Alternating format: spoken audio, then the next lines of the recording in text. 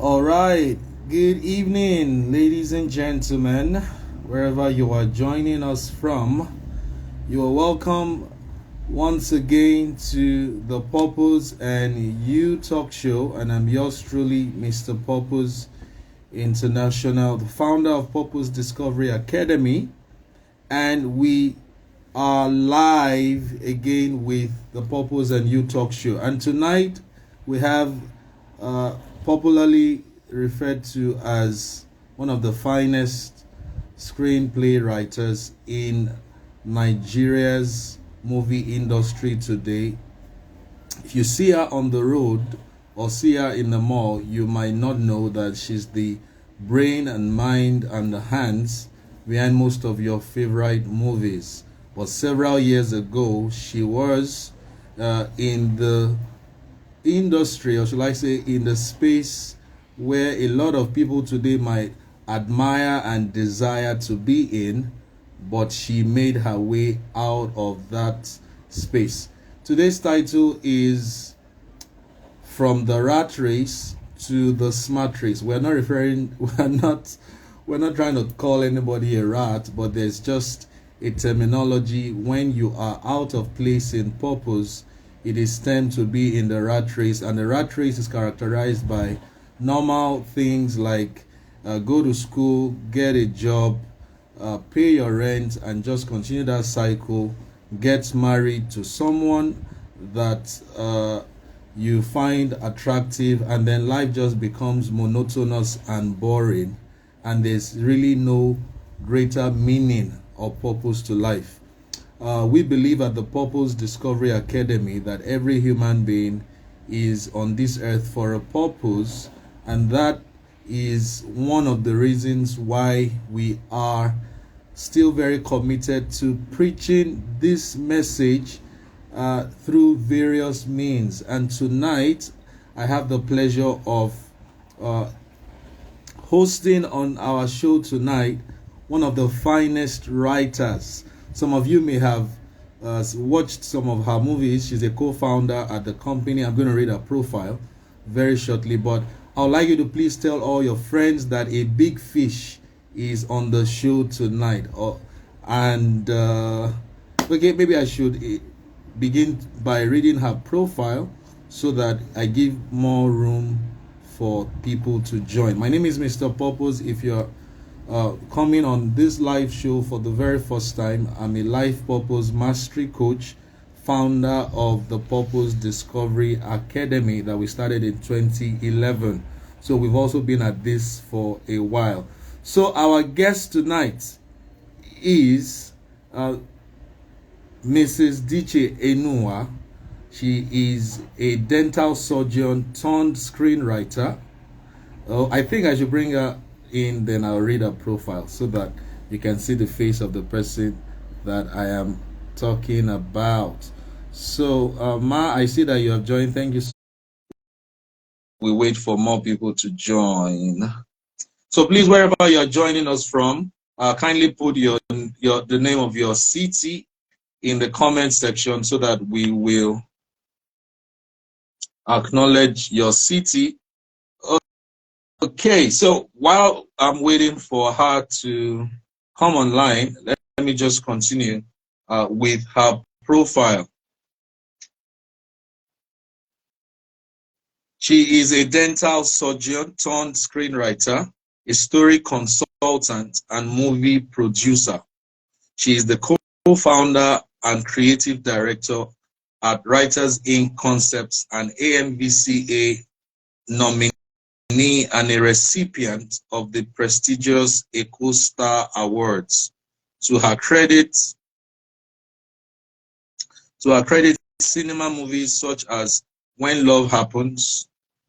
Okay, I have to re-invite her again.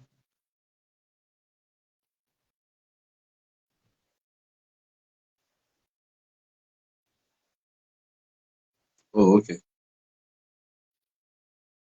Oh, okay.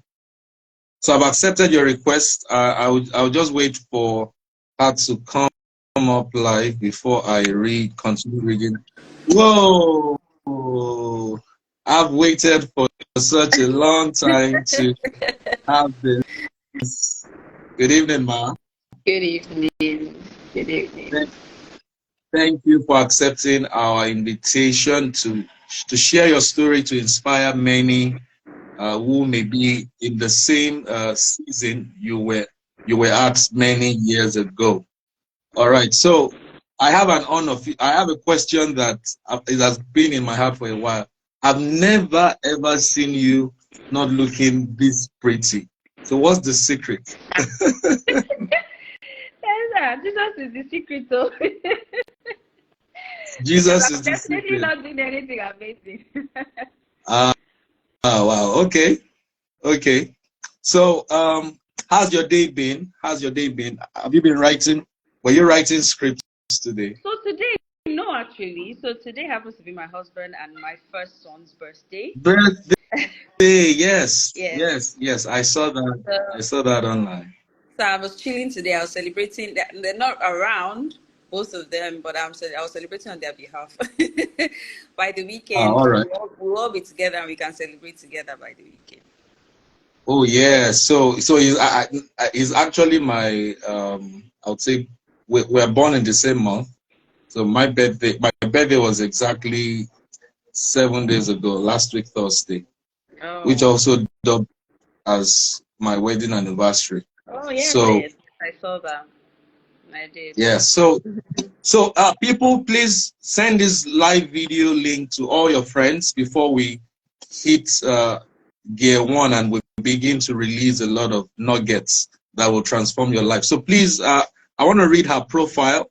Everybody, fasten your seatbelts. This is a very big fish in the Nigeria movie space. So Mrs. Diche Enunwa is a dental surgeon turned screenwriter, story consultant, and movie producer. She is a co-founder and creative director at Writers Inc. Concepts, the very best, actually, an AMVCA nominee and a recipient of the prestigious Eco Star Awards. I would like you to talk about that when we begin. To her credit, there are many cinema movies such as When Love Happens, Hire a Man, Mama Drama, Sanitation Day, Fine Wine, and a host of other movies. She's written numerous TV films and series and has screen credits on Netflix, Amazon Prime, and Trace TV, and so many. Diche has a passion for storytelling and an absolute love for God and His Word. She is an ordained minister and associate pastor of the Teens Church at Davis Christian Center.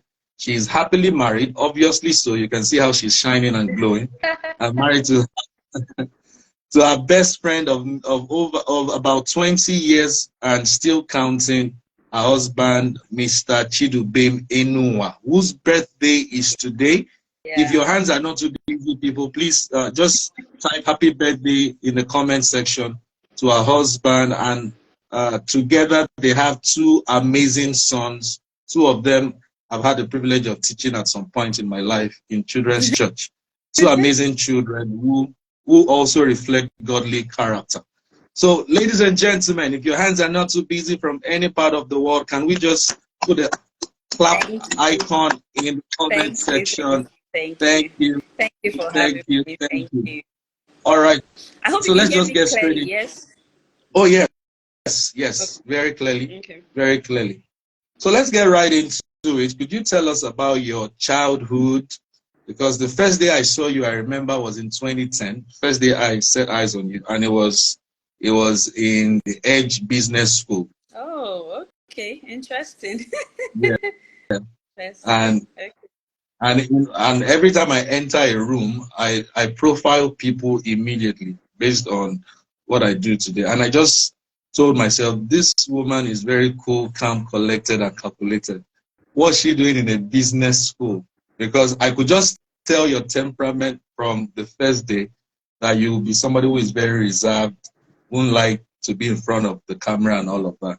So, but today you're putting a lot of people in front of the camera through your gift. So tell us about your childhood. Okay. Growing up, I am the last child of six. Four girls and two boys. Um, My older siblings, they're kind of close in age, so 2 years, 1 year, But then after my immediate elder sister, there was a 5 year gap before they had me. So kind of the pampered, ajebota, child. And by the time I came, my parents were, a bit older. So they had lost that African mother, African father edge, right? So they kind of raised me more like a grandchild, if you understand what Oh I mean. wow. You know So how parents you are were with their rich. children and how Yeah. parents are with their grandchildren. Yes. So because I came to find out later that I was more expressive with them. I could tell them things that the other siblings couldn't tell them. I could talk to them in ways that every other person was looking at me like, is it daddy you're talking to like that? You know. I was very shielded. I spent a lot of my time indoors, and I didn't mind because as an introvert, that's my happy place, being on my own. So I read a lot of books and I watched a whole lot of TV. Your I didn't mom. have too many friends. I mean, I had friends in school, but by the time I got home, I wasn't that child who would go outside and play, or go and meet your friends on the no. I was always indoors. I would read my book. I would watch TV. I was kind of child that drivers took to school, right? So they would take me to school, they would bring me back, and I would just be indoors. So that was really my childhood. I spent a lot of time with myself because my siblings, all of them were in boarding school. Oh wow. And by the time sorry? Now I just said, oh wow, that means Yes. you had a So, lot of alone time growing yes, up. yes, I had a lot of alone time growing up. So, yeah, that's basically how my childhood was in a nutshell. Yeah. Okay. Okay, that reveals a pattern with some other people that I have had the privilege of interviewing, that there's always something in their childhood that kind of prepared them for their life's purpose, though they might not have been aware at that time that all of those circumstances was just like the perfect event that needed to have happened to prepare them for the kind of for the life's work that they were going to do, even though a lot of us did not have exposure to this concept of living a life of purpose. God had a way of just placing us right in the family that we needed to be, even though many people would look at their families and wish they were born into like the Yeah, Dangotes or the Bill yeah, Gates, yeah. not realizing that God never makes a mistake when it True. comes to his purpose and his Yeah, plans. yeah. So you said you read a lot of books Mm-hmm. while growing up. Can you remember some of your favorite novels or the Uh, books you read back? I read I read everything.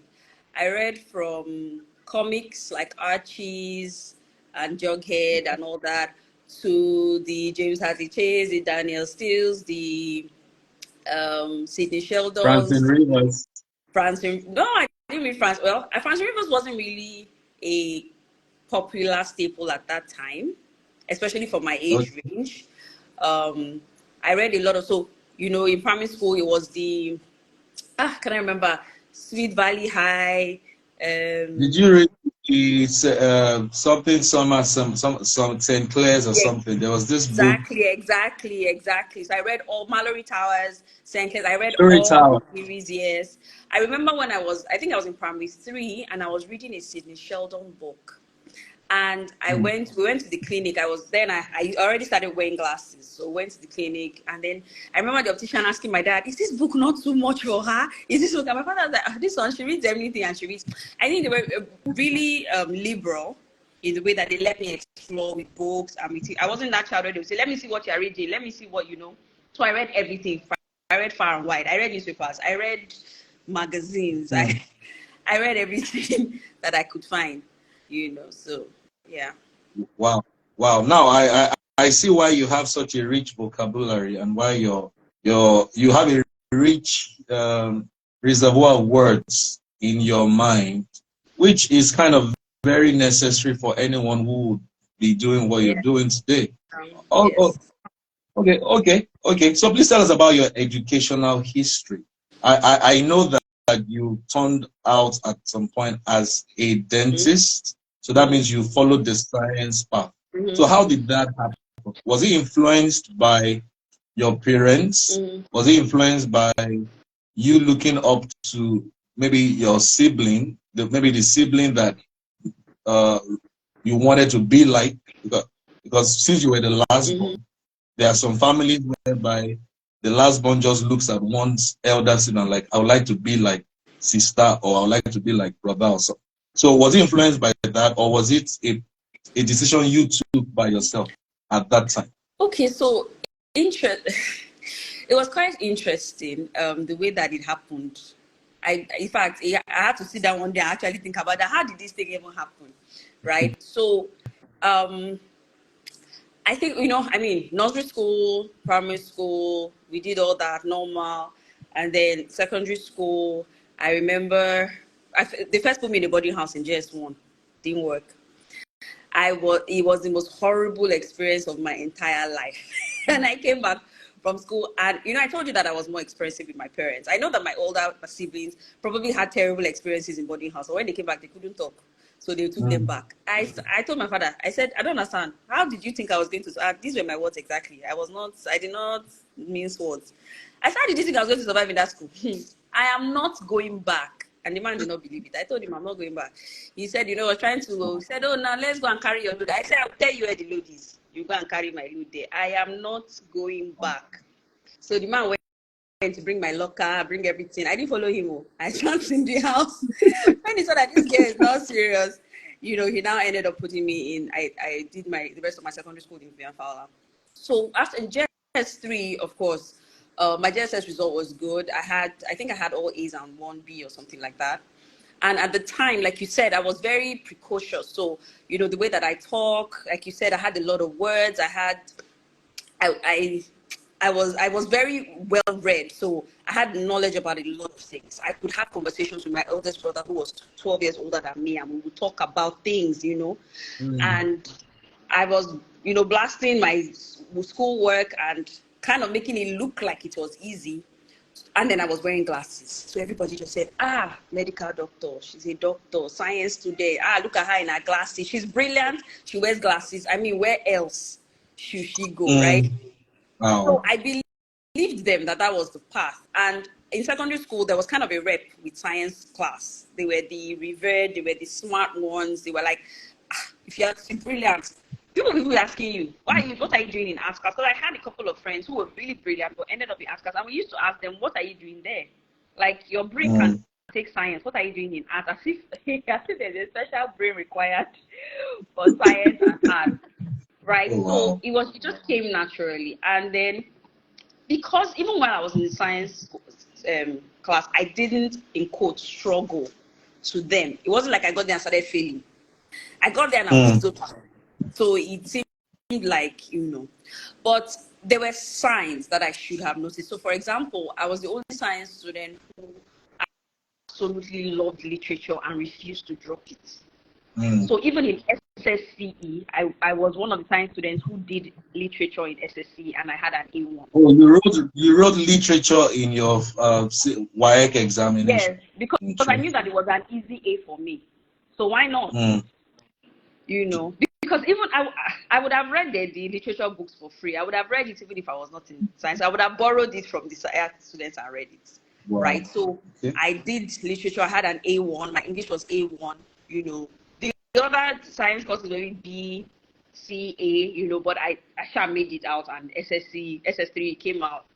And then road jam, it was okay. I mean, so at that time, I filled my jam form with my dad. I put medicine, first choice, pharmacy, second choice, put effect.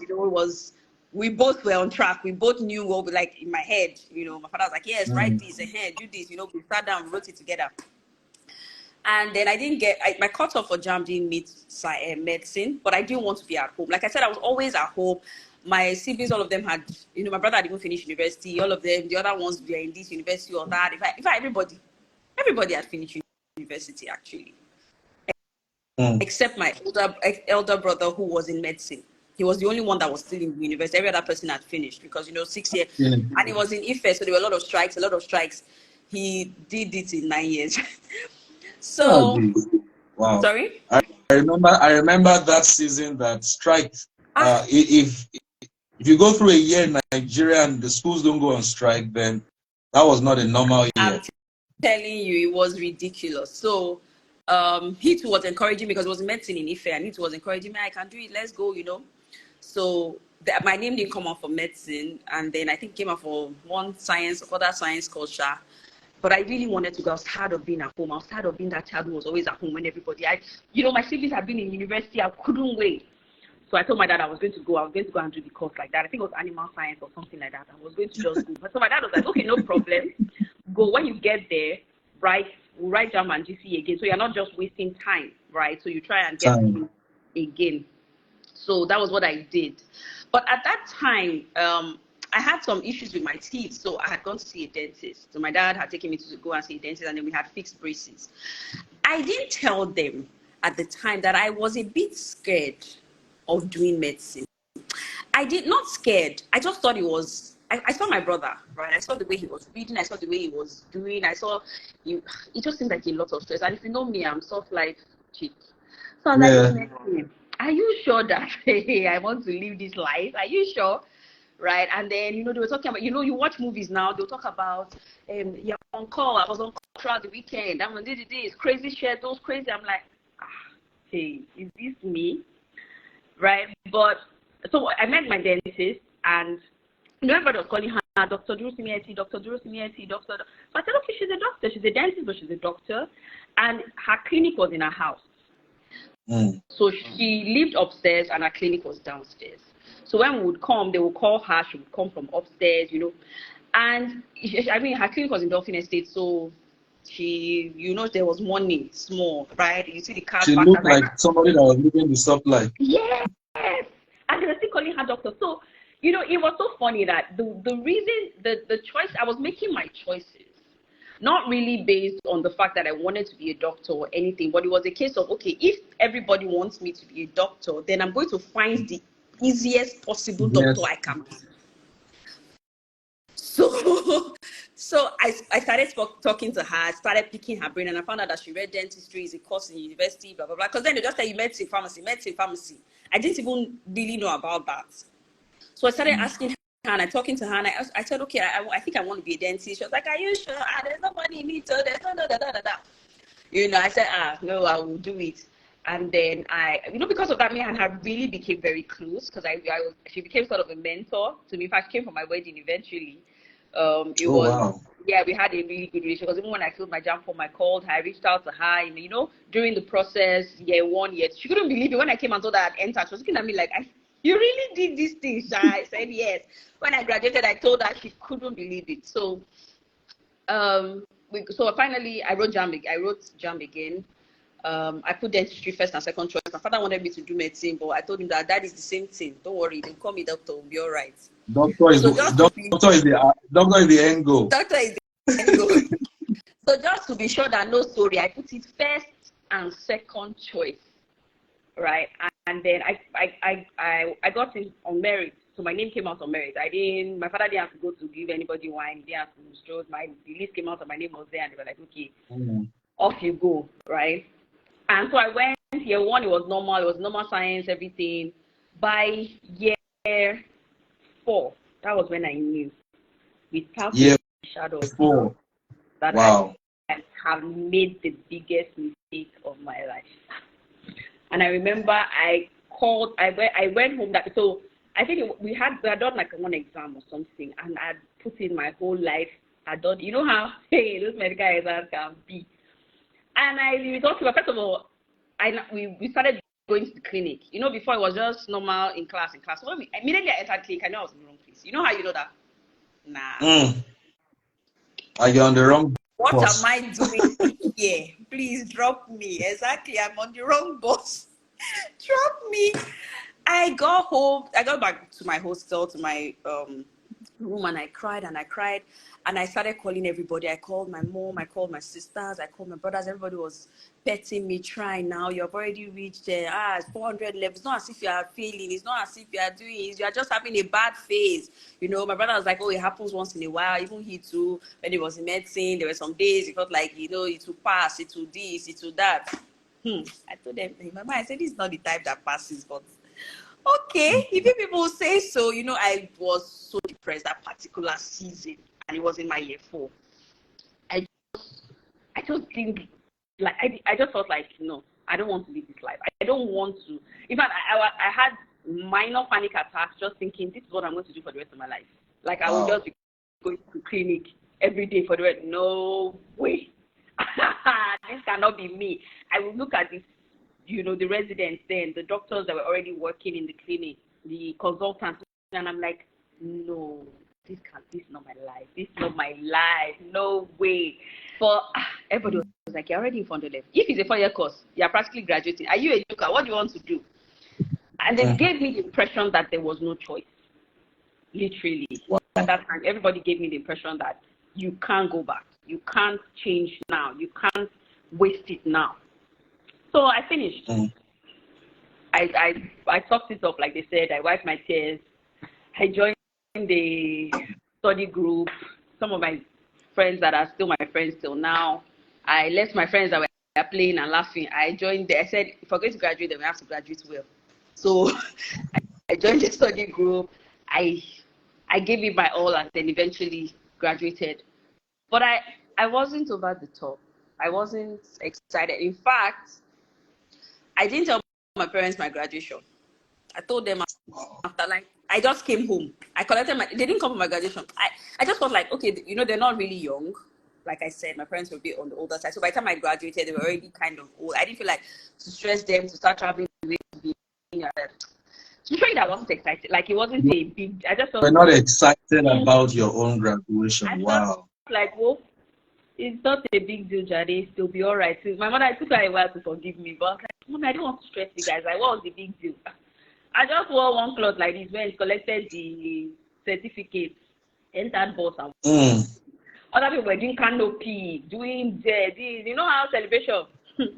I just people didn't even know when I left. I just carried my certificate, carried my bag back home. And my mother was going to be like, are you done? Graduation. I said, well, Mommy, forget that one. We've done it. See the certificate. Right. And so I knew that with every step, so it was okay, next step is house job. Next step is, if you're already just do what will you do again? You must do house job. Next step, service. Now, what will you do? You must do service. Next step is this. So I just saw myself going deeper and deeper and going that part, like going down that road deep and not knowing how to turn around. Wow. And just going and going and going. So yeah, basically that's how, I don't want to go ahead of your questions, but wow. Really how it came about. How it started. Wow. So for those who are just joining us, this is Dr. Diche Enunwa.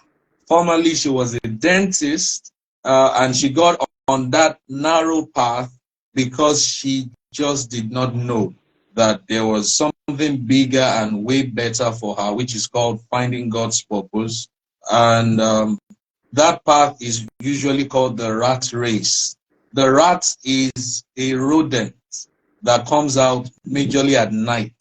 And a lot of human beings are on the rat race. And if you win the rat race, we usually say that you are still a rat. The rat race is that path where your true identity is hidden, your true potentials are covered up, your boldness is replaced with timidity, and you are more like someone whose life has not yet begun, but though you are breathing. If a wise man once said, so I read this in a book, that do not fear. That a lot of people, one of the reasons why they fail to pursue their true vision and destiny is they seem to be afraid of the challenges that will be on that path, because it's kind of like unknown. They like to follow what is like the sure path that is safe, predictable, and assures them of 3 square meals. So the man said something. He said, do not be afraid that your life will come to an end. Rather, be afraid that your true life did not begin. I'm going to say that again. And for everybody watching, do not be afraid that your life will come to an end. Death is a sure, inevitable reality for all human beings. But the sadder truth would be that you came to this world, you lived for as many years as possible, but your true life, the true essence of your being, was never revealed to any human being. It's like stocking up juice in a shop and nobody drank them till they expired and they were just there. Meanwhile, there was a party down the street and they were running out of drinks. And somebody was just stacking them up in a warehouse. And all he did was stack them up.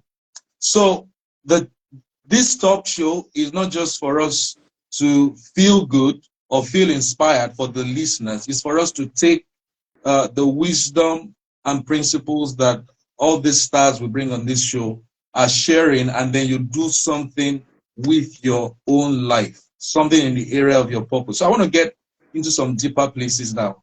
So at that point in time, were you born again? Were you a Christian as we know you to be now, or you were just a good girl, just trying to follow the rhythm of life set by, you found yourself in a good, stable family. You didn't choose to be born. You met yourself in that family. You were the last born. Everything was just hunky-dory. And you loved the soft life, remember? So, so I also remember that dispensation, the concept of being born again also looked like too much stress. There was this SU Absolutely. Spirit. I used to even avoid the people that were SU. Oh my God. I just used to avoid them, like, please, I don't want wahala in this my life. Just let me be. God knows me. I know God from afar. And I don't smoke. I don't drink. I don't look for trouble. Just let me be. So some people misrepresented Jesus at that time. They didn't make the gospel look attractive. So, but for you, did you already have the light of the gospel in your heart? Or you were just a normal church girl born into a Christian home, but you didn't have a relationship with Jesus? Because I want to now ask you, how did you now find out what you ought to be doing? Okay, so it's more like two questions in one. So at that yes. point in time, what was your status as a Christian? Okay, so the short answer is that I wasn't born again. Short answer. Okay, so but before then, I did marry to Christ, right? For those who don't know, my older sister is Pastor Mildred, and she gave her life to Christ as a teenager. And because I was her lab rat, in quotes, anything she let, she go and teach me anything. So she got born again in the boarding school, and she came home and she said, "You say after me." There was no pre-counseling. I didn't even know what I was saying. She just said, "Just say after me. Say after me, you go to heaven." I'm like, me that people like just like, who does not want to go to heaven? Please let me say after you so I can go to heaven, right? So that was as much as I knew at the time. And then once in a while, so we grew up Catholics, and my parents were very they were like staunch Catholics, right? So they didn't get this whole Protestant drama. So if Pastor M wanted to go to church, she would wake up early in the morning, she would do all her chores, she would do, even do some of mine so that I can follow her. And then we'll do everything. We'll go for early morning mass, like 6 o'clock mass, and come back and tell my parents, "Oh, we've gone to church, or we're going out." And so we would now go to the actual. So then she was attending this present house. So that's Pastor Tony Raffo. So Yeah, go there. Pastor Tony Raffo. Yes, so I would just follow her. It was just I was just following her. It's not like I had any personal encounter. Some days in church will be good. Some days, there will be tears. There will be, this worship was amazing. Oh, this song was nice. But it wasn't anything deep. And so when I got to Ife, I told you that I went to Ife at first. When I got to, because that was the school she graduated from, and she had just left. So she had literally just left the year before, and I was coming in the year after. So when I came, she had called some of her friends, some of her fellowship friends. So my sister is coming, please let me take care of her, blah, blah, blah. So when I came, they didn't even let me stay in the Jambite hostel. No, they carried me to final year hostel. No, don't say that. They carried me, gave me space. This was, no, this is Mildred's sister. This is Mildred's, And she had been in 2 different fellowships at the time, Castle and CLF. So both fellowships were dragging me. Hey. Wow. I just want to come. You should come and attend our program. This one said, sister, when your sister was here, when your sister was here. And so I had because I'm not like big shoes you feel yes. Pastor M's big shoes, yes. The legacy. So I'm looking at them, and they were expecting me to be fire, like, and I'm like, I'm not the one. I know you. Trust me, you people will be greatly disappointed. I am not. I am not what you think I am. Right? So when you come, join believer class, someone saying, join this thing, And at the time, I was already secretly writing Jam and GC to leave. And so I purposely did not write OAU because of that. Because I felt like these people wanted me to fill shoes that I can never fill.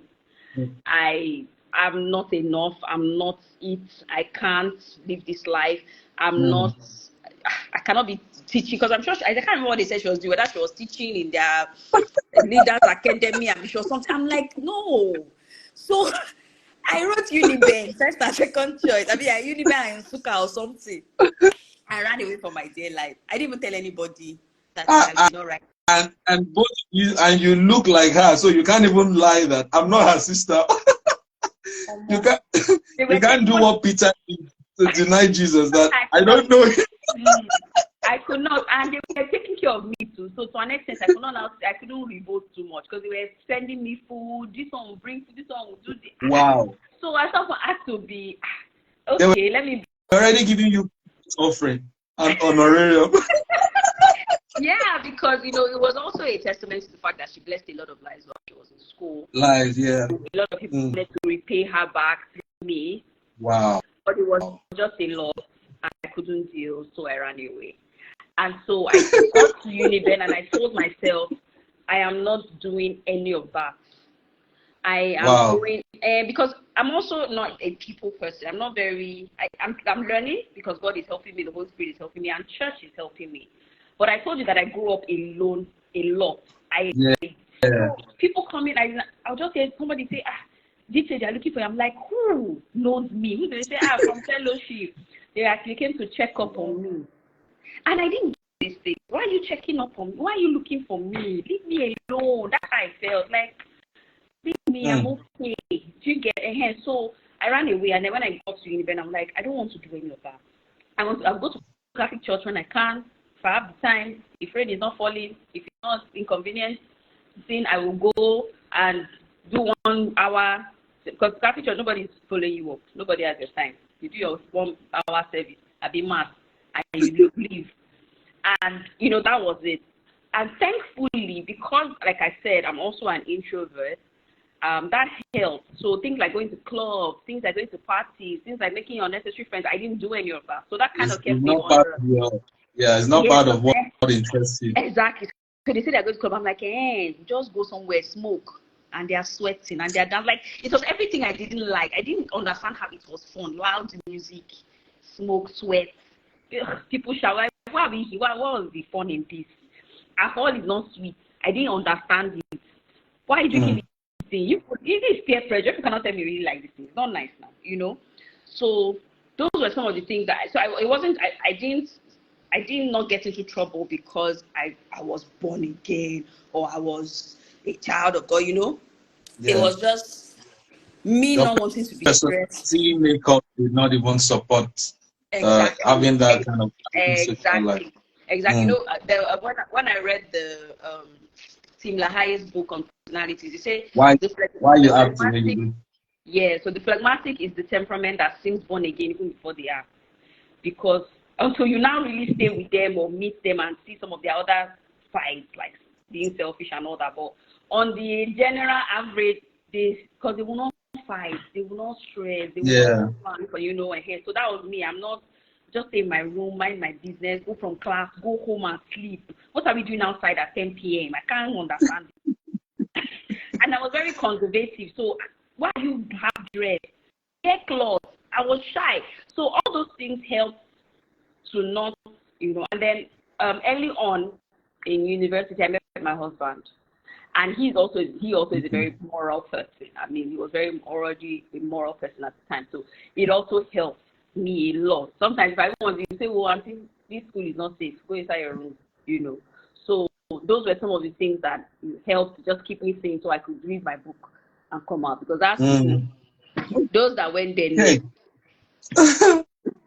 All right. So, in the journey of self-discovery, there comes a time where you either discover that you have a gift, or somebody helps you point it out. Like, are you not seeing that you have this talent? And talented people usually do not even realize that what they have is unique because it comes natural to them. So, at what point did you discover that writing stories was a special talent that you had? And then second question in that question is, how and when did you discover your true purpose for being on this earth? Okay, so I'd always been a storyteller. Even in primary school, I would. That's verbally, Yes, or you used to verbally tell stories? mostly verbally, but I also used to write. So verbally, my friends would gather around me and I'll tell them stories. Maybe a movie I'd watched, I would tell them again. Sometimes I would add plus the one that happened plus the one that not happened, just because I felt like I can make it sweeter. I can make it more interesting. And then, they would say there was a time where my classmates were no longer going out for break. So teachers had to come and find out what was going on. So they came and at break time saw everybody seated around me listening to one story I was telling. Listening to one story I was telling, right? And then, then like I said, I would watch movies and I would write them again, maybe adding a new ending or doing. And then sometime in secondary school, the signs were there. They were always there. Sometime in secondary school, I remember I wrote I think Pastor M wrote a play. She wrote it. I saw it. Like, I was like, oh, what's this? She wrote, because she also was also writing from young. So it was a story she had written or something. And I think it was something they were supposed to act in fellowship at that time in school. So I took the script in quotes and I took it to my class. And I said, this is your character, you are this person. You are this person. Or act like this. So I produced it in my classroom. And I didn't know that was what producing was. So I had all those signs. And then later on, even though I was working as a dentist, actively working as a dentist, stories just couldn't leave me. I always woke up with stories. Even till now, I do that. Sometimes I wake up with a story and I call up and I say, oh, I woke up with this story. So that day, I think we're coming to church and I just had a story in my head. So I just quickly scribbled it down. And when I got to church, I gave it to the HOD of the drama department. And I said, oh, I think you guys, then it was Pastor B. And I said, oh, I think you guys should do this, So I gave it to him, and in my mind, that was it. Like, nobody should stress me, just take it and go. And they did it in church, and everybody was, raving about it. I'm like, okay, people say so. And then he came and I was like, oh, I think you should join the department. I think you should head the scriptwriters unit. And I should do what? From where to where? From where to where? From where to where? But, I just said, okay, it was more of let me stay and help, right? Let me just stay and help. Well, where I tire, because that's how I process things. I'm like, well, where I tire, I will leave them and go. But in the meantime, let me just stay and help. And so I got there and I got hooked because I started growing spiritually. I found out that they weren't just acting plays. They had Bible studies, they had vigils, so when I attended, and then, I started reading the word and oh my God, this is an amazing book. I love to read. So I'm like, why haven't I been reading the Bible all this time? And then gave me a message translation. Because KJV. So I opened message translation and I was, hey, I said, where has this book been since? I loved it. And I read it voraciously. I read it like, if I were, then I was doing my youth service. I remember one of my colleagues asking me, are you planning to be a pastor? Are you? Because every morning, I'm reading I will shut out the world. I had my notes, I had my I had my message, I had my highlighters. She said, wait, you won't be pastor? I think I just laughed it off. I don't know if it's pastor words. Please, I'm just enjoying myself, right? So I'll try to make it, as fast as possible. So we were in drama department, just loving God, doing what I could, and that was when Tokwe joined as well. And then at some point, I was trying to do my residency. So that's what happens after you do your youth service. While you're practicing, it's like a further studies, right? So I was trying to get a space to do. It's like writing jam and trying to get into school all over again, and it just wasn't working. It just seemed like, and I've never been that child. I've always, I wrote jam once and entered school, and from there I wrote it again and entered where I wanted to be. Like I've gotten on merit. I'm not that kind. It was a shock to me that why am I not getting it? I don't get it. And first year passed, second year passed, third year passed, and by third year I think I was borderline depressed because I don't even want to be here, to be honest. And now it just looks like it's becoming than normal. And I remember that I was just worshiping that day, and there was a frame on the wall. It had always been there, but I saw it differently that day. It was Jeremiah 29:11. I know the plans that I have towards you, and it was as if the scripture just jumped out at me, and it was like, just relax. Just relax. I know the plans that I have for you. I said so. Oh yeah, now moving on, cleaning my tears and continuing my life. And people were asking me, did your name come out? Something. I'm like, I don't even care. Like at that point, I didn't even care anymore. And so at that time, I was not in the country. I traveled. So when I came back, that was when I can't remember. We did one major play in church. I think it was a car or something. I can't remember. And then MJ, that's Minister Joy. She was working in Intl. She was working in Int'l. She was a producer in Int'l for African Magic. And if you know anything about that, was the in thing at that time. At that time, yeah. Yes, at that time, because it was produced by white people from South Africa. It was a big deal. So she came and she said, come, do you know this thing you're doing? They pay people for it. And I just said, what do you mean? She said, this thing you're just doing here with your left hand, you know they pay people very well for it, Abby. I just laughed it off and moved on. And then she came and said, oh, there's a director. He wants a script. I think you should do it. I think you should. I'm like, I cannot do it. I told her, I said, there's somebody else in church. I pointed at somebody else who was the writer. Wow. Actually, I said, oh, that means I can't do it to that, but she's already writing. So I think you should go and meet her. So she went and told Tokwe. And Tokwe told her the exact same thing. Oh, I don't think I can do it. Go and meet this same person. So she went and she met the person. I was pointing back to you. Yes. No, not pointing back to you. She wasn't pointing back to me. She was pointing back to the same person I told her to go to. The same person to you? Oh, okay. Yes. So she went to that person. The person wrote a few pages. The director said he didn't like it. So she came back and said, oh yeah, I've gone to meet the person who said I should meet. The person I submitted, director didn't like it. I'm like, that person submitted, director did not like it. Then it's my own. Me that I've never written anything professionally. So eventually, Tokwe and I decided, with some push of us, Tokwe and I decided to go ahead and do it. And that was the film that became When Love Happens. And that was the film that was nominated for an AMVCA. Yes, and it was just shocking. And the film made it to the cinema. Like, that film just was God saying, you can do, because that story, whenever we tell that story, that's not the normal path for every screenwriter in Nigeria. You will first write, you will chase directors with your script, maybe you work on African Magic Epic, or maybe on one NCA, then you will hustle, then you will beg, then you will cry, then maybe you now, then eventually, but our first ever professional script made it to the cinema and made it to the AMVCA. And I just knew that it was not to the cinemas. Went straight to the cinemas. Yes, and that's the power of finding God's purpose at whatever point. I have this quote that says, it's not a new year resolution that changes you. It's a new you revelation that brings true change. A lot of people make New Year resolutions continuously that is not in line with God's plan for their lives. And once anything is not in God's plan, it has no future.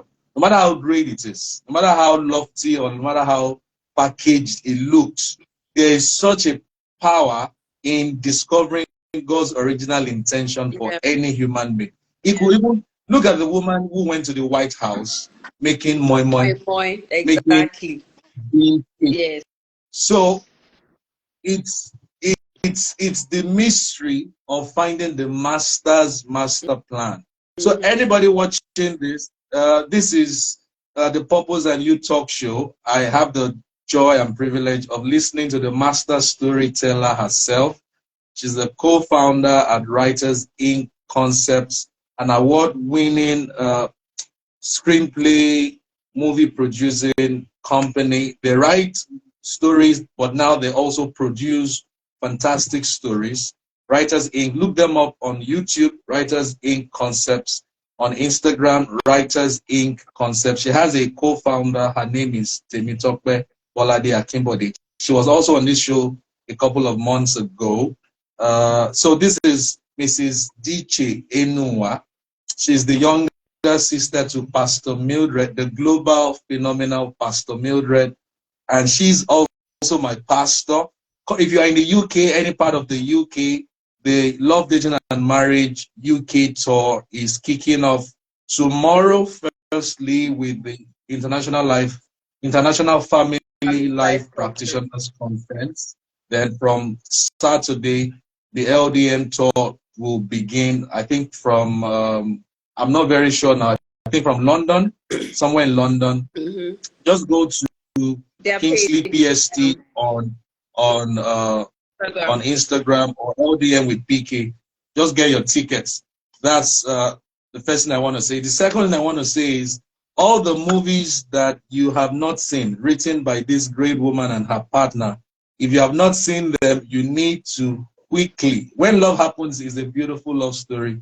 I saw it in, I think, 2017 or thereabout. Yeah. And I was like, wow. So I've watched all your... We have a series on YouTube right now, the Just Us Girls series.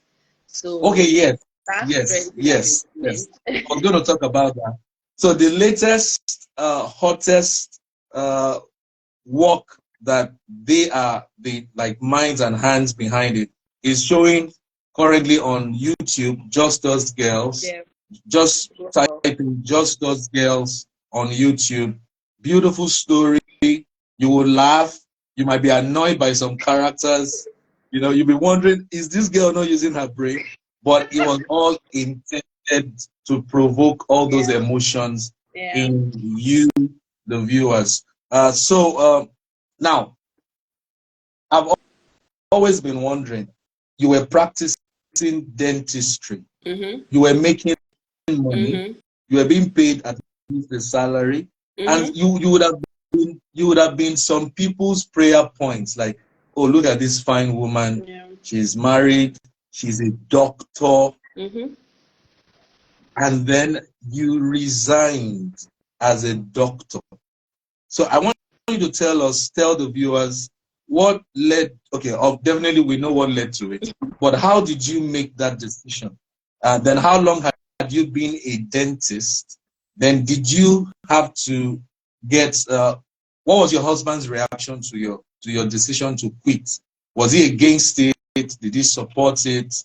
So just tell us how that panned out. Okay, that's a lot of questions all in one. All right. So how did I quit? How was the resignation process? So I mean, at the time when Love Happens. Sorry, my alarm went off. Okay, so at the time when Love Happens, I was still working as a dentist. After that, we had quite some other job opportunities. We did the first and second season of Jennifer's Diary. I was still working as a dentist at the time, so I was doing some of this work side by side, working in the clinic, and then we started working on the Johnsons, season 3, 4, and 5, I think.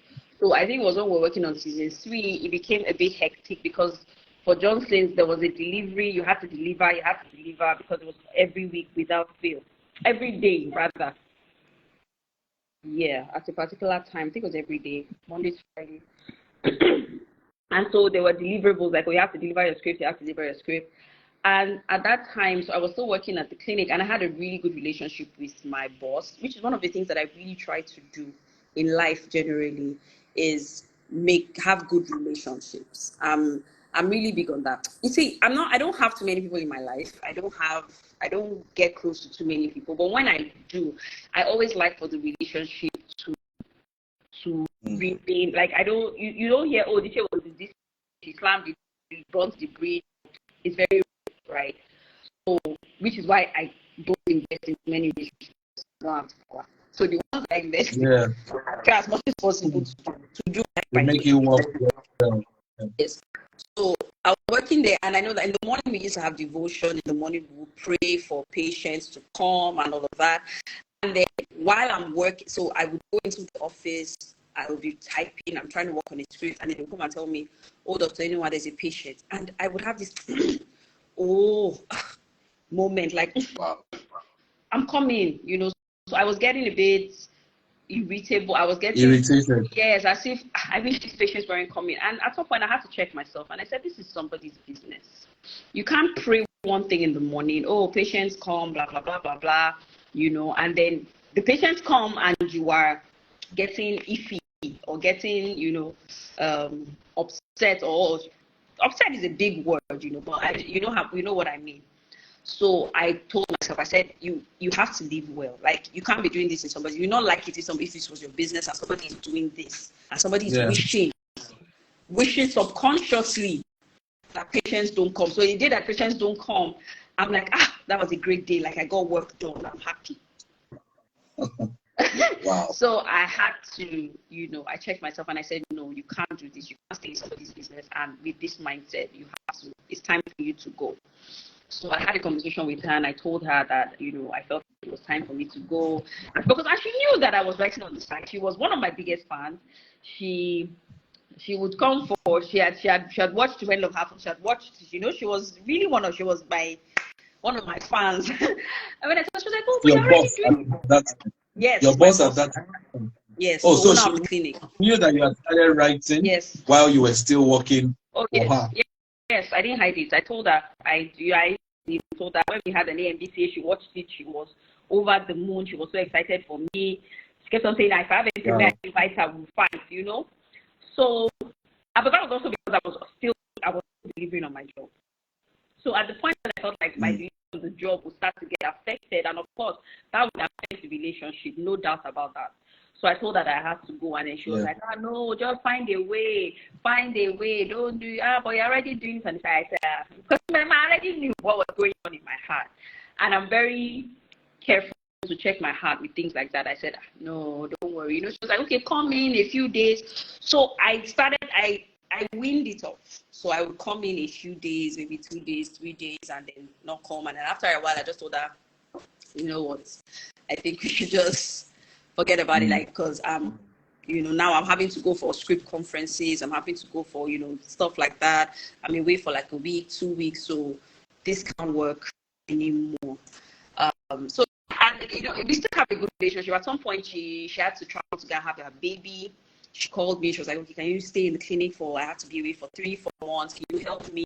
And so I did that, even though it was a bit, stressful on me, I helped her out. So she came back, so we still have a very good relationship. And that's really, really why I left, because I felt like my schedule was getting more, was getting busier and was beginning to affect the work. And I didn't want to be a disgruntled staff. So I left while we were still in a very good relationship.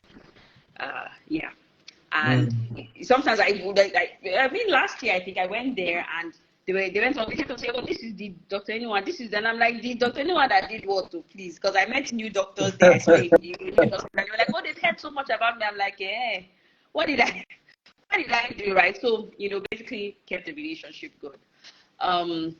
What were the other questions? Okay, about my husband. So I always was your husband, did he think it was a crazy decision, or he was in support of it from the start? Okay, so my husband, I always tease my husband. I tell him that his answer to me is always yes. His answer to me is anytime I say, babe, I think I should. He's like, okay. I think, no, I'm joking, but generally so I found out that he didn't fall in love with the dentist. He fell in love with Diche. So whatever Diche was at the time was okay for him. And it's something that, I always try to say, even young couples, she's I love her because she's a lawyer. No, because she might not be a lawyer tomorrow. I love her, she's so slim. No, because she might not be slim tomorrow, right? So I was a bit worried because I felt like, hey, would he be okay with it? But I explained this to him, and he could see that. I mean, there was some income coming in from the writing, so he felt like okay, and seeing I was happy. Like it's not hard to tell that waking up in the morning, going to clinic, oh, I was okay, just normal. Every time I was talking about story, every time I was, when the whole love happened, thing happened, when we got on the Johnsons, there was a joy that was visible. And I said to the madman, why would you not want me to be happy? Right? So it was a case of, okay, you want to do this, enjoy. He was really happy that I finally found something that I was good at, something I love, so that I would even do for free and get paid for it. I mean, he would even joke that he wants to find his own passion, his own purpose, so that he can live. I think he found it. He's just fooling around, but I think he found his purpose. So basically, that was it. It was pretty easy. I think the hardest, even telling my in-laws was a breeze. They just, okay, are you okay? My parents, different story. Because my dad would call me and say, Dr. Diche, how are you? That was how my father used to speak till next tomorrow. When I call him, Wow. I mean, he's gone now. Or I mean, when I call him, hello, daddy, you say, oh, Dr. Diche, how are you? So that was how he used to refer to me. So I knew that he was going to break his heart for me to tell him that, I wasn't actively working as a doctor anymore. And then, to tell his friends, oh, she said, oh, she didn't know my daughter. She said, oh. So he was very excited about it and all that. But eventually I knew that I had to tell them. I remember, so this is a funny story. I don't like telling it but it's funny. Because they used to come to the clinic that I was working in for, once a year for checkups and all that. So I think they were calling. So the receptionist called me because they have like the schedule, like appointment schedule. So they knew that they were coming in that day. They had called them and said, oh, your appointment is so. So the reception called me and said, oh, your parents are coming today. Oh. I'm like, I'm coming. So at that time, I stopped working here. But I called my boss and I told her that I'm coming. I will get from. I will act like I'm still working there because I haven't told them that I don't work there anymore. And so she was like, oh, yeah, I'll come. So I came and I dressed up. I wore my scrubs and everything, and we attended to them. And when they left, my boss laughed and laughed and laughed.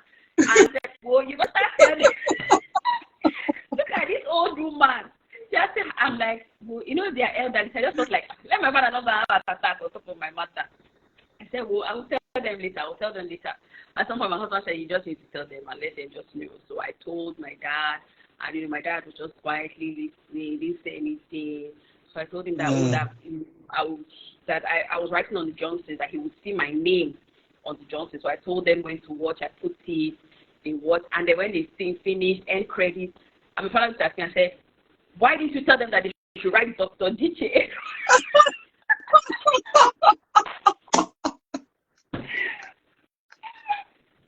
Why are they just writing your name? You should have told them to write Dr. Diche Enunwa in the end credit. I told that. Oh, God. I said them, Wow. So that was how that happened. So, yeah, it wasn't. Wow. I had people to tell my parents, but I eventually did tell them, and it was so cute. My husband, are you happy? Are you okay? Enjoy. Wow. Wow. This is such an interesting story. Oh my God, I've kept you for over an hour. We'll round off in a few minutes. But okay, we'll round off in a few minutes. I think maybe we should do a part 2 where we would have you and Tokwe on the show at the same time, so that we can do some. Like 3 hours.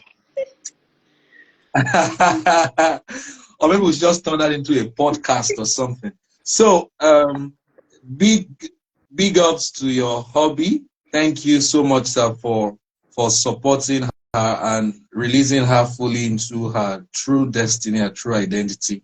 And you said something very powerful, that he was in love with you, the person, not the titles, and not anything external, but the true person. That your essence was what he was about, and your happiness was the major concern he had. So that's like some marriage advice to any man or any woman looking forward to getting married. My pastor would say marriage either leads to life improvement or life imprisonment. Imagine you are married to a husband who said, "I married a doctor. Yes, If so you resign, I give." yes, so that's very possible. I'm telling you, it happens every You know, day. there are some Nigerian men who will tell you, "You better don't try that. Yeah, You know, I'll go and report you to your father. I will." They begin to, it becomes an emotional blackmail situation, and that woman will begin to die on yeah, the inside. yeah, And eventually she may even need to leave the marriage. You know, all those kind of dynamics lead to divorce or emotional abuse within the context of a marriage. And God did not design for any human being to be dominated by another human being. He created each of us with the need and capacity to dominate in an area of life. So, wow, we're having fun, but we're also learning a lot from your story. I want to quickly announce to everybody watching, if you're an entrepreneur or you know you're supposed to make this kind of decision, we're doing our last boot camp for the year. It's titled Evolve, and it's for 30 days, November 1st to November 30th. We want to help whoever needs to evolve from their current season into full-time entrepreneurship, but not just entering any kind of business, entering the business of your purpose. That's so evolve is going to focus on discovering your true identity and then helping you develop whatever we discover that you have into business strategies, and then we help you deploy. So at Evolve, we'll be focusing on three major things: discovery, development, and deployment. I'll be bringing on two other business coaches who would help with business strategies, helping you design a sales strategy, and then we'll be working on your business structure so that you take off with the right inspiration, insights, and information, because you don't just dabble in business. It's like going into in the sports of swimming, and you just imagine that because you have a big bathtub in your house and you can take your bath in your you can take a bath successfully in your house, you go into the swimming pool and jump in. No, or you go to the ocean. So we want to hold you by the hand, and it's a virtual program for 30 days. It's valued at 100,000, but it's running for a promo at the moment for 30,000 for the first 30 people that sign up. So the spaces are fewer now because we started the advert last week. So Evolve is happening from November 1st to November 30th. The first 30 people get paid 30,000, and after the today's 26th. So from the 29th, it will jump back to 60K, 60,000. So if you're on this call and you want to be part of that, then please send me a DM, and then we'll quickly reserve your spots. We'll send you the account details. So let me ask you the final few questions. Let me just skip some of them. What are the benefits to you of working in your purpose, of working and working in your purpose? What are the benefits? So I mean, first of all, the first benefit is that you're happy.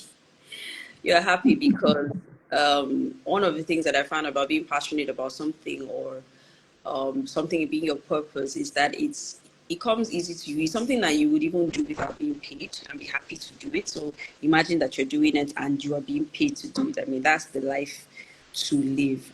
And at that point, it's not just about the money that you're making. It's not about just the frivolous things. It's just about the impact that you're making, the legacy that you're leaving behind.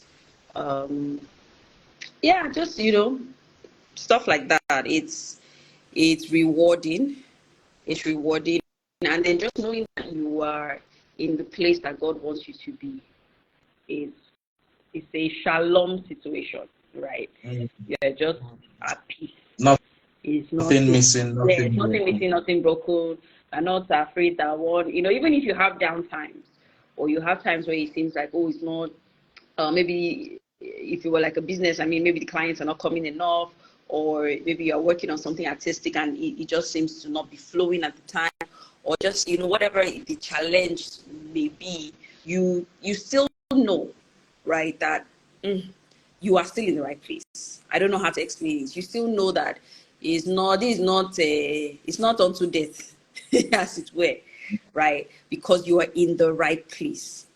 So eventually, it will pass and everything will be rosy again. So it helps. It gives you tenacity, right? It helps you to stay put, even when it seems like it's not working, because you know that this is where I'm supposed to be, right? It's not about how I'm feeling or what I'm seeing. It's not about what I'm seeing. It's about what I know deep within me, right? So, yeah. Yeah, you heard it from Dr. Diche. I will keep using that. I know if your dad of blessed memory will be Yes, smiling from heaven. so Yeah, happy. thank you, Mr. Purpose. Call her doctor for me. Yes. So, but she's a fantastic storyteller. There was a movie I was watching in a cinema one day. I didn't even know you were the ones that wrote it. But at some point, I heard a line, and I just said, "This is Writers Inc. This is." I shouted it out, and people turned and like, "Oh, who's that guy?" And end, at the end, when we were doing the end credits, I had to sit down to wait. And I said, I know. Because that line was so, it was, the people in the hall were expecting the two lovers to kiss or something like that. But rather than the kiss, one of them said something which was so deep, and it was more like describing what love is or something. And I was like, I know the minds that created this. So, and that just gave me perspective. Like, God is using you as a light in a very dark, in a previously dark industry, because your movies are literally fulfilling scripture, which says, "Arise, shine, and your light is come. The glory of the Lord is risen upon you. Darkness may cover the earth, gross darkness the people, but the nations are beginning to see the light." That we can watch very good movies with our children. We can watch very love-themed movies, and nobody is tearing a shirt. Nobody is, and all of that. It doesn't have to get to nudity for it to show creativity. I didn't mean to rhyme, but it's just coming like that. So, final words from you to any young person, possibly a lady, married or single, who knows through your upbringing you've missed it, and you are in a path where you are even earning a good salary. Possibly you're earning 400K a month, even $500,000 a month, but your soul feels like you are bankrupt, like you are dying daily. Or you're looking at the paycheck, and like, I have dependents, people depend on me, but I don't even recognize me anymore.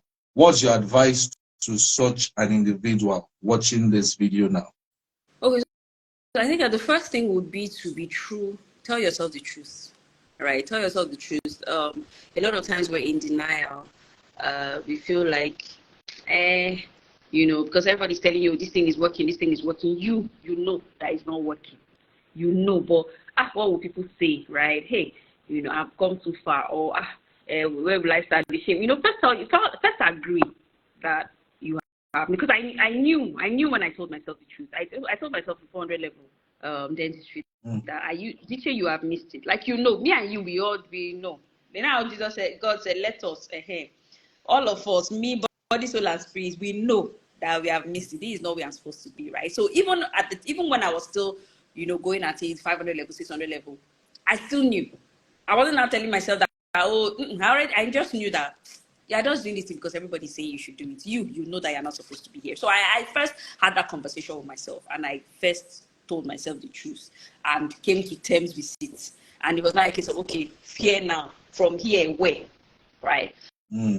And so the second thing is, once you told yourself the truth, if you say, okay, I'm not happy where I am.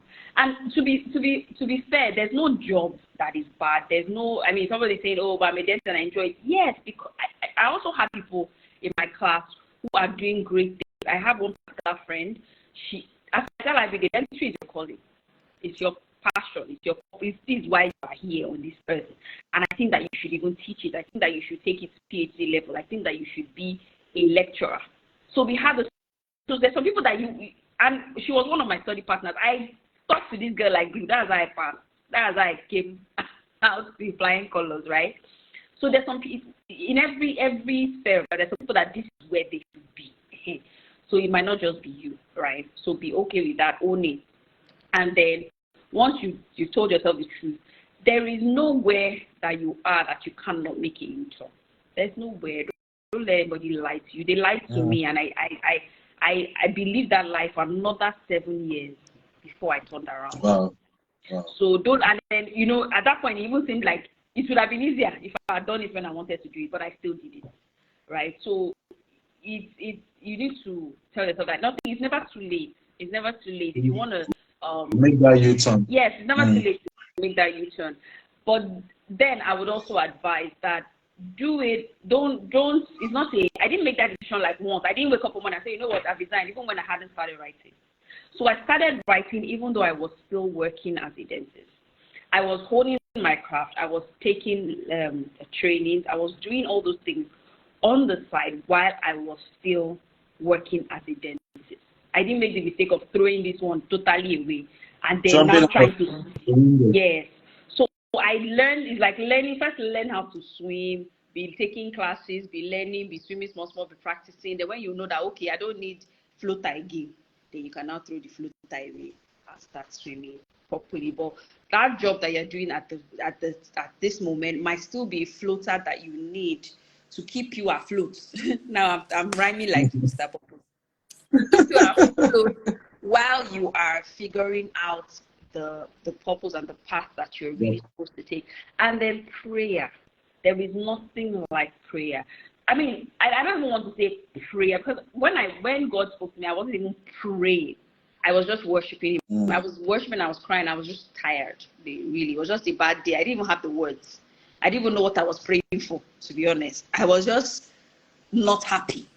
And I knew that I was not happy. And I was just thought, okay, let me just spend some time worshiping. And that was when, it came clear as day that stop running kitty. I know the plans that I have for you. Just chill. Yes. So, being connected with God, because how do you know a purpose of a thing if you're not connected to the maker? If you don't have the man, if your maker is not telling you this is what you should do. So ask God. He's the one who, I remember, even when I was writing and doing all these, I still used to go around asking people, what do you think I do well? Every time they do a teaching in church about finding purpose, I'll still be asking people, what's my purpose? What's my name? And one day I asked Piki, and Piki said, why are you asking me? Go and ask God. Go and ask the person that made you now. And you know how you would just say something, and so it was a light. So ask, bulb moment. Yeah. Yes. So ask God. I don't know how to hear God. I don't know how to. Don't worry, He will speak. I didn't know too that I used to hear God through scriptures until that scripture literally jumped on my head. So don't sweat it. Don't start saying, hey, how will I hear? Ask first. How you will hear will come. When you hear, you will know. Do you understand? When you hear, it's like saying, they tell you that call Mr. Purpose. Now say, hey, if I call him now, how will he answer? Call him first now. Let how you be answer. Yes, let how you will answer be his prerogative. You call him first. Yeah. That's the job they give you. Not to be thinking, hey, will he answer me through email? Will he answer me through text? Call him first. First call first. Just call first. Make so that first call. ask. First ask. How he will answer you is up to him. But just ask first. That's what and what you just said now is the first law of purpose discovery. Jeremiah 33 verse 3. God himself said, it's God actually that started Midnight Call, not MTN. He said, call unto me and I will answer you. Yeah. The state governor may not answer you if you call him. He might be in a meeting. The local government chairman may be in a meeting. Some of those big role models you see on social media may not be with their phones when you call, but God he has a direct line. And that direct line, he will pick it himself, not his PA. He won't delegate it. And that direct line, you can hit that button even right now. The name is Jesus. If you call on Jesus right now, he will answer you Yeah. and show you why you were born. Yeah. Another reason why a lot of people don't move forward is that they stay in neutral and they are accelerating the car with so much energy. They put the gear in neutral, but they accelerate. They say, why is this car not moving? It's not yet in gear. It's Yeah. not yet in gear. So indecision is still a decision not to make a decision. I say Yeah. that a lot. Indecision is still a decision not to make a decision. And if you are very afraid, you don't even know how to start, then I will humbly but firmly recommend you register for Evolve. It's a 30 days virtual boot camp. It's more like a boardroom. Every day you will be shown what to do. The first week is about discovering your true identity. And we're going to teach based on scripture, science, business research. All the principles that you need will be taught. Week 2, we're going to talk about life management skills, the top 7 skills every entrepreneur needs. Week 3, we'll be talking about business branding, sales strategy, and then week 4, I won't tell you what week 4 is, except you sign up.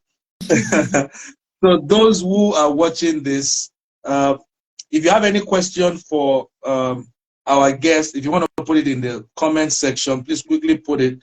We have 5 more minutes to round off. Are you working on any project, any movie right now that you want people to know about so that we can look out for that? Okay. So we have a movie that is that's coming to Amazon Prime early next year. So that's in the works. Don't worry, when it's out, will be plenty noise that will make when it's just about to come out. That's your So own movie, yes, or you're working on a no, project? Okay. so our own movie, directed by Tokwe, produced by myself and Joy. We're also the executive producers alongside, a couple of investors. So that's coming out first quarter of next year. We've also recently written an epic. When I mean epic, it's like this Yoruba in the 1960s, Oyo, the city of Oyo kind of story Yeah. called Kabiesi. It's the story of the very first female Alafin of Oyo. So Wow. somebody told us about her. There was some lady who decided that she wanted to be king. She just woke up one day. Her father was king. Her brother was too young, and somebody was trying to take her father's throne. And she fought tooth and nail, and she became the first Alafia of Oyo. And she was so rugged, she died in war. She led her people to war against, yes, the tapas. And it's such a beautiful story. We had to tell it. We had to tell it. Wow. I had such an amazing time researching that story. We've written the script. They start shooting next month. It's a Showmax original. It's for Showmax, so it will come out on Showmax when they're done. But it's That's a next project that year, 2024. yes, Wow. but it's a project that I'm so excited about. The scripting process was so daunting, but also very Wow. inspirational, especially for women all over the world. Mm. What else? Yeah, so we're Wow. working on a couple The, of things. the, You're saying no, something? sorry. Please go ahead. Go ahead. Go ahead. So in 2025, Writers in Concepts will be 10 years. And, Woo! yes. And so Tokwe and I have written so many romantic comedies for people that they started calling us the rom-com queens. And all the work that we've done, we haven't really done a rom-com that is just us and on a large scale. So in 2025, we'll be bringing to you guys a beautiful romantic comedy that will be going to the cinemas to celebrate our 10 years anniversary. So those are some of the things to look forward to. Forward And as we to. go along, yes, if you follow us on Writers in Concepts, or follow my personal page, Diche5, we're putting up some of those projects. For those who would also like to, in any capacity, work in Hollywood, we always, once in a while ask for scripts or ask for people to work on set or I ask for actors to send in monologues or to come for auditions. So follow us so that you can get any of this and turn on your notifications so that if any of these opportunities come up, then you will Okay. not be left behind. So yeah, there's All so right. much stories for it. Okay. Sorry, I thought you had finished. Let me allow you to finish. No, I mean, and then there's just a girl series on YouTube at the moment. We'll soon go into working on season 3 and 4.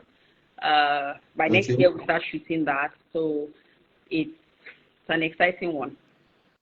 Yeah, I always look forward to Tuesday afternoons. It's just us girls, but this man here is an ardent follower. Thank you. So you heard it first on the Purpose and You talk show. The Big 10 Writers Inc. will be 10 years old, 2025, and a romantic comedy. I might be featuring in that. You never can tell. Happy. I'll go dust off my acting skills. I used to act way back in the church where St. Francis and I grew up. Oh. I used to be a very dramatic actor then, but I left all of that to stay on my path of teaching and speaking. Yeah, a lot of things had to go into the back burner. So you heard it first here on Purpose and You. Then 2024, KBAC will be showing on Showmax, written by our fantastic guest tonight. She and her partner.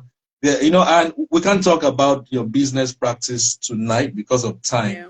But I really would, check on your schedules and bring both of you on so that we look into how you've been able to maintain such a mutually benefiting, not just mutually, it's kind of a balanced partnership. Yeah. It's a partnership, but it's a synergy that I see that this is actually God that brought these two people together. Yeah. And two of you have been able to sync your personalities into one to represent an agenda that I believe heaven, it started from heaven, but is being maintained here on earth by two submitted and committed daughters of God. So it's such a beautiful story to see that two people can build a business and the business is thriving for the kingdom. So I was going to ask a question that, is there room in Writers Inc. right now for investors to bring their money to you? Like somebody says, okay, I have this 100 million naira, $100,000 that I'm not using. I want to put it into your business and then you give me returns in XYZ number of years. Do you have such structures at the moment? Oh, yes, absolutely. We do. So the thing with Toko and I, though, is that because we're not, so the business model that we operate is also very spirit informed. I don't know how to put that.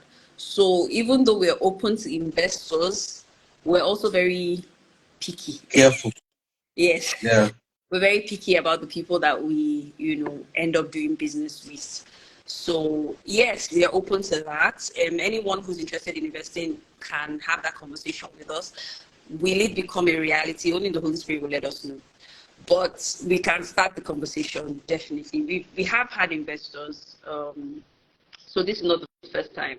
But like I said, the movie that is coming out on Amazon Prime is called On the Edge. It's coming out first quarter of next year. And yes, we did have an investor. We also shot a series called Full Circle. Full Circle also coming out next year, maybe late next year. We also had, investors on that. And in fact, Full Circle, we did turn down one investor because we just, I can't tell you why. I can't say this is why we just didn't feel the needing to go ahead. So that's why I say it's very spirit-informed arrangement. So just in case anybody gets offended when we say, oh, I'm sorry, we can't take your money, please don't be offended. It's just the way that we I totally understand. I totally understand. So we have to let you go. Every beautiful movie always comes to that point where you're like, oh, what a great movie. Why must it end? And that's why there's now a series. There will be another series. There will be another edition where we'll have Mrs. Diche Enunwa and the famous Tope Akimbode. Yes, Tope Bolade Akimbode. Yeah. So any final words before you go tonight? And then could you just speak into the need for anyone watching this to register for Evolve Okay. if you don't? Okay. Yeah. I mean, last words. I always say that everything that you need, God has already placed inside of you. Everything that you need to live a life of abundance. And abundance isn't always just about money. It's also about abundant joy, abundant peace, abundant, just a general abundance all around. God has already placed that thing inside of you, and I'm sure the thing has manifested. It might just be that you're not paying attention, or you don't rate it. Like, you're like, this thing, everybody does it now. No, everybody doesn't do it. And even if everybody does it, you do it differently. So, it's like, Mr. Purpose has already said it now. You cannot live this life and just without without your life actually beginning. I don't know how, you always have a way with words and phrases, but generally, take the bull by the horns so that your life can begin. Don't, nothing is, it's never too late. It's never too late. Some businesses that are very popular now, the founder started at age 62, 46, 51. So it's never, I think that's the passing word. I think that's what I want to say, that it's never too It's late. not too late. It's never too late to walk in purpose. It's never too late to tell yourself the truth. It's never too late to prioritize your own happiness over what people will say or what people are pushing you to do. So it's never too late. And yes, so please register for Evolve. Mr. Purpose has been doing this for as long as I've known him. And, consistency is always a stamp on anything that is, that makes sense, for lack of a better word. So please register for Evolve. I know that you will not regret it. You will not regret it. Knowledge is power. I know people always say, "Oh, power is power, money is power," but knowledge is also extremely powerful. Knowledge can set you on the right. It's a light, and once light comes in, every darkness that is in your life goes away. So it's important that you actively and deliberately seek knowledge, Get light. counsel, and that's what Evolve will be for you. Thank you so much, Ma. Thank you for investing your time to educate, empower, enlighten, especially for every woman on the call tonight.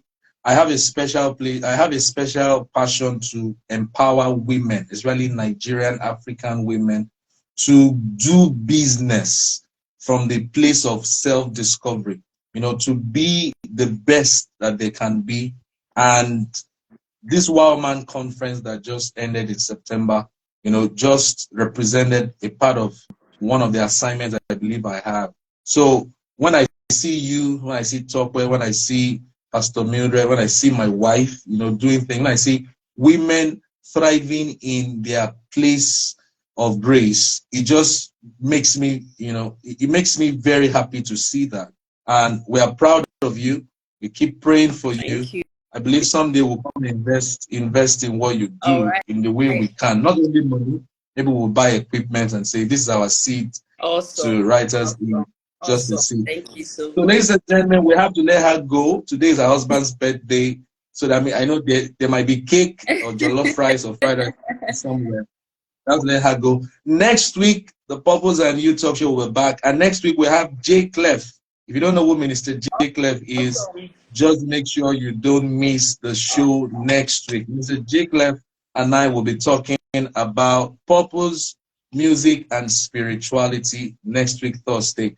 So, Mrs. Diche Enunwa, thank you so much for your time. Thank you for having me. I had a good time. All right, ma'am.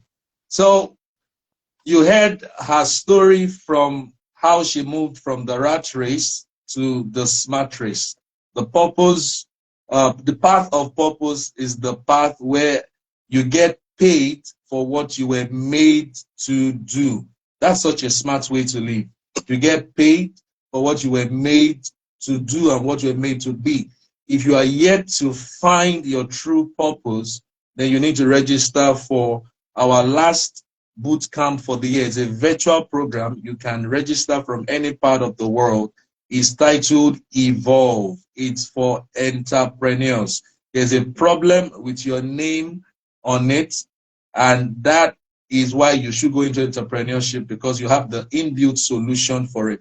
So we'd like to hold you by the hand and show you insights, information, inspiration, and principles that will help you evolve from who you used to be to who you ought to be, and then you create a meaningful business that is profitable while doing that. Don't ever forget this. All men eventually die, but some never truly lived. Don't be one of them. Avoid the rat race and be on the smart lane where you're fulfilling purpose. See you again next week. God bless you, everybody. Exceed as you proceed.